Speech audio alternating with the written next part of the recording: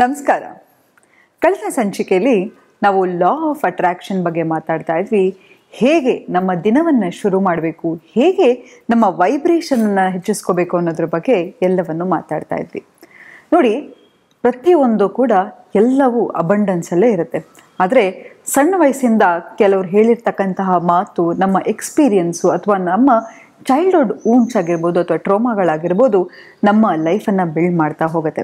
ಆದರೆ ಖಂಡಿತವಾಗ್ಲೂ ಇದರಿಂದ ಎಲ್ಲ ಆಚೆ ಬರೋಕ್ಕೆ ಸಾಧ್ಯ. ನಮ್ಮ ಜೀವನ ನಾವು ಹೇಗೆ ಯೋಚನೆ ಮಾಡಿರ್ತೀವಿ, ಹೇಗೆ ಅಂದ್ಕೊಂಡಿರ್ತೀವಿ, ಅದು ಎಲ್ಲವನ್ನು ಮಾಡ್ಬೋದು. ಹೇಗೆ ಅಂತ ಹೇಳಿದ್ರೆ, ಪ್ರತಿಯೊಂದು ಆಲೋಚನೆಗೆ ಅದರದೇ ಆದ ಶಕ್ತಿ ಇರುತ್ತೆ. ಎಷ್ಟೋ ಸತಿ ನೋಡಿ, ಸುಮ್ಮನೆ ನೀವೇನೋ ಒಂದು ಅಂದ್ಕೊಂಡಿರ್ತೀರ ನಿಮ್ಮ ಜೀವನದಲ್ಲಿ, ಖಂಡಿತವಾಗ್ಲೂ ಆ ಕೆಲಸ ಆಗೇ ಆಗಿರುತ್ತೆ. ಎಷ್ಟೋ ಸತಿ ಯಾವುದನ್ನೋ ಭಯ ಪಡ್ತಾ ಇರ್ತೀರ, ಹಂಗಾಗ್ಬಿಟ್ರೆ ಅಂತ. ಎಷ್ಟೋ ಸತಿ ನಿಮ್ಮ ಜೀವನದಲ್ಲಿ ಆ ಘಟನೆ ನಡೆದಿರುತ್ತೆ. ಹೌದು ನೋಡಿ, ನಾಳೆ ಬಗ್ಗೆ ನಮಗೆ ನೆಗೆಟಿವ್ ಯೋಚನೆ ಮಾಡೋ ಬದಲು ಪಾಸಿಟಿವನ್ನು ಯೋಚನೆ ಮಾಡೋಣ. ನಾಳೆ ಬಗ್ಗೆ ನಾವು ಏನಾಗ್ಬಿಡತ್ತಪ್ಪ ನನ್ನ ಜೀವನ, ನನ್ನ ಕೆಲಸ ಕಳ್ಕೊಂಡ್ಬಿಡ್ತೀನ, ನನ್ನ ಹೆಂಡತಿ ನನಗೆ ಮೋಸ ಮಾಡ್ತಾಳ, ನನ್ನ ಗಂಡ ನನಗೆ ಮೋಸ ಮಾಡ್ತಾಳ, ನನ್ನ ಬಾಯ್ ಫ್ರೆಂಡ್ ನನ್ನ ಬಿಟ್ಟು ಹೋಗ್ಬಿಡ್ತಾನ, ಅಥವಾ ಮುಂದೆ ನನ್ನ ಮಕ್ಕಳು ಓದ್ತಾರ ಇಲ್ವಾ, ಹೀಗೆ ಎಲ್ಲ ನಕಾರಾತ್ಮಕ ಯೋಚನೆ ಮಾಡೋ ಬದಲು ನಾನು ಚೆನ್ನಾಗಿರ್ತೀನಿ, ನನ್ನ ಸಂಸಾರ ಚೆನ್ನಾಗಿರುತ್ತೆ, ನಾನು ಒಳ್ಳೆ ಹಣ ಇರುತ್ತೆ, ನಾನು ಗಳಿಸಿರ್ತಕ್ಕಂಥ ಹಣ ಹಾಗೆ ಇರುತ್ತೆ. ಯಾವಾಗ ನೀವು ಈ ಥರ ಯೋಚನೆ ಮಾಡ್ತಾ ಹೋಗ್ತೀರಾ, ನಿಮ್ಮ ವೈಬ್ರೇಷನ್ ಹೆಚ್ಚಾಗ್ತಾ ಹೋಗುತ್ತೆ. ಒಂದು ಸಿಂಪಲ್ ಎಕ್ಸಾಂಪಲ್ ಕೊಡ್ತೀನಿ. ನೀವು ನೋಡಿ, ಪ್ರತಿಯೊಂದು ಆಲೋಚನೆಗೆ ಎಷ್ಟು ಇಂಪಾರ್ಟೆನ್ಸ್ ಅಂತ ಹೇಳಿದರೆ, ಒಂದು 2 ಗಿಡಗಳನ್ನು ತಗೊಳ್ಳಿ, ಆಯಿತಾ. ಒಂದು ಗಿಡಕ್ಕೆ ಕೆಟ್ಟ ಅವಾಚ್ಯ ಶಬ್ದಗಳಲ್ಲಿ ಮಾತಾಡೋದು, ಬೈಯೋದು, ಕೆಟ್ಟ ಟೆನ್ಷನ್ ಮಾಡ್ಕೊಳ್ಳೋದು ಅಥವಾ ನಕಾರಾತ್ಮಕ ಯೋಚನೆ ಮಾಡಿಕೊಂಡು ಅದಕ್ಕೆ ನೀರು ಹಾಕ್ತಾ ಹೋಗಿ. ಇನ್ನೊಂದು ಗಿಡವನ್ನು ತಗೊಳ್ಳಿ, ಅದಕ್ಕೆ ಪಾಸಿಟಿವ್ ಅಫರ್ಮೇಷನ್, ನಾನು ತುಂಬಾ ಚೆನ್ನಾಗಿದ್ದೀನಿ, ನಾನು ಒಳ್ಳೆ ಕೆಲಸದಲ್ಲಿದ್ದೀನಿ, ನನ್ನ ಹತ್ರ ಹಣಕಾಸಿದೆ, ನಾನು ತುಂಬಾ ನನ್ನ ಬಾಡಿಯನ್ನು ಪ್ರೀತಿಸ್ತೀನಿ, ನನ್ನ ದೇಹವನ್ನು ನಾನು ಗೌರವಿಸ್ತೀನಿ, ನನ್ನ ಮನೆಯವರನ್ನು ಪ್ರೀತಿಸ್ತೀನಿ, ನನ್ನ ಜೊತೆ ಇರೋರು ಎಲ್ಲರೂ ಚೆನ್ನಾಗಿದ್ದಾರೆ, ನಾನು ನೆಮ್ಮದಿಯಾಗಿದ್ದೀನಿ ಅಂತ ಹೇಳಿಕೊಂಡು ಆ ಗಿಡಕ್ಕೆ ನೀರು ಹಾಕ್ತಾ ಹೋಗಿ. ನೋಡಿ, ಈ ಗಿಡ ಮತ್ತು ಆ ಗಿಡದಲ್ಲಿ ವ್ಯತ್ಯಾಸವನ್ನು ನೀವೇ ಹೇಳಿ. ನೋಡಿ, ಯಾವ ಗಿಡಕ್ಕೆ ಕೆಟ್ಟ ಮಾತು ಹೇಳ್ತಿರ್ತೀರ, ನಕಾರಾತ್ಮಕ ಆಲೋಚನೆ ಮಾಡಿ ನೀರು ಹಾಕ್ತಿರ್ತೀರ, ಅದು ಬೇಗನೆ ಸತ್ತೋಗುತ್ತೆ. ಯಾವ ಗಿಡಕ್ಕೆ ನೀವು ಪಾಸಿಟಿವ್ ಅಫರ್ಮೇಷನನ್ನು ಕೊಡ್ತಾ ಇರ್ತೀರ, ಒಳ್ಳೆ ಆಲೋಚನೆಗಳನ್ನು ಮಾಡಿ ನೀರು ಹಾಕ್ತಾ ಇರ್ತೀರ, ಒಳ್ಳೆ ವಿಷಯವನ್ನು ಮಾತಾಡಿ ನೀರು ಹಾಕ್ತಾ ಇರ್ತೀರ, ಅದು ಸಮೃದ್ಧಿಯಾಗಿ ಬೆಳೆಯುತ್ತೆ. ನೀವು ನೋಡಿ, ಯಾರದೇ ಮನೆಯಲ್ಲಿ ಮರ ಗಿಡಗಳು ಎಷ್ಟು ಹಸಿರಾಗಿರುತ್ತೆ, ಆ ಮನೆಯಲ್ಲಿ ಪ್ರಾಸ್ಪರಿಟಿ ತುಂಬಾ ಚೆನ್ನಾಗಿರುತ್ತೆ. ಯಾಕಂತ ಹೇಳಿದ್ರೆ, ನಾವಿರ್ತಕ್ಕಂಥ ಜಾಗ ನಮ್ಮ ವೈಬ್ರೇಷನನ್ನು ಸಕ್ ಮಾಡ್ತಾ ಹೋಗುತ್ತೆ. ನಾವು ಏನಾಗಿರ್ತೀವಲ್ವಾ, ನೀವು ಕೆಲವು ಸತಿ ಒಬ್ಬರು ಮನೆಗೆ ಹೋಗಿ, ಅವ್ರ ಮನೆಗೆ ಹೋದ್ರೇ ಹಬ್ಬ ದೇವಸ್ಥಾನ ಥರ ಇರುತ್ತೆ ಅಲ್ವಾ.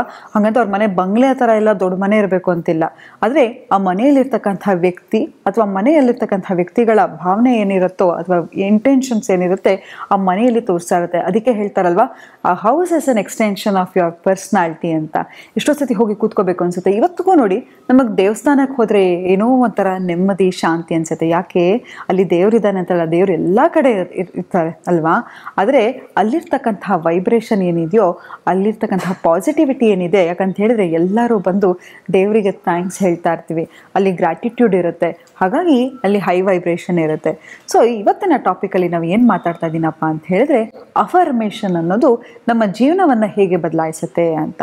ಎಷ್ಟೋ ಸತಿ ನಾವೇನು ಮಾಡ್ತೀವಿ, ನಮ್ಮಲ್ಲಿರ್ತಕ್ಕಂಥ ನಮಗೆ ಯಾರೋ ಒಬ್ರು ಬೈಬೇಕು ಅಂತ ಇಲ್ಲ, ಅಥವಾ ಹೊಡಿಬೇಕು ಅಂತ ಇಲ್ಲ, ನಮ್ಮ ಜೀವನವನ್ನು ಇನ್ನೊಬ್ರು ಹಾಳು ಮಾಡಬೇಕು ಅಂತ ಇಲ್ಲ. ಒಂದು ವ್ಯಕ್ತಿ ಮಾತ್ರ ಅದನ್ನು ಮಾಡಲಿಕ್ಕೆ ಸಾಧ್ಯ. ಏನಪ್ಪ ಅಂತ ಹೇಳಿದ್ರೆ, ಸೆಲ್ಫ್ ಟಾಕ್. ಯಾಕಂತ ಹೇಳಿದ್ರೆ, ಎಷ್ಟೋ ಸತಿ ನಾವು ಅಂದ್ಕೊಂಡಿರ್ತೀವಿ, ನಾನು ಏನಕ್ಕೂ ಪ್ರಯೋಜನ ಇಲ್ಲ, ನಾವು ಅಪ್ಪ ಅಮ್ಮಂಗೆ ಒಳ್ಳೆ ಮಗ ಆಗಿಲ್ಲ, ಅಥವಾ ಅಪ್ಪ ಅಮ್ಮಗೆ ಒಳ್ಳೆ ಮಕ್ಕಳಾಗಿಲ್ಲ, ಹೀಗೆ ನಮ್ಮ ಬಗ್ಗೆ ನಾವು ನಕಾರಾತ್ಮಕ ಆಲೋಚನೆಗಳನ್ನು ಮಾಡ್ಕೋತಾ ಹೋಗ್ತಾ ಇರ್ತೀವಿ. ಆಗ ನಮ್ಮ ಕಾನ್ಫಿಡೆನ್ಸ್ ಕುಗ್ತಾ ಹೋಗುತ್ತೆ. ಯಾವಾಗ ನಾವು ಅದನ್ನು ಪಾಸಿಟಿವ್ ಅಫರ್ಮೇಷನ್, ನೋಡಿ, ನಿಮ್ಮ ಜೀವನ ಒಂದು ತಿಳಿ ನೀರು ಥರ.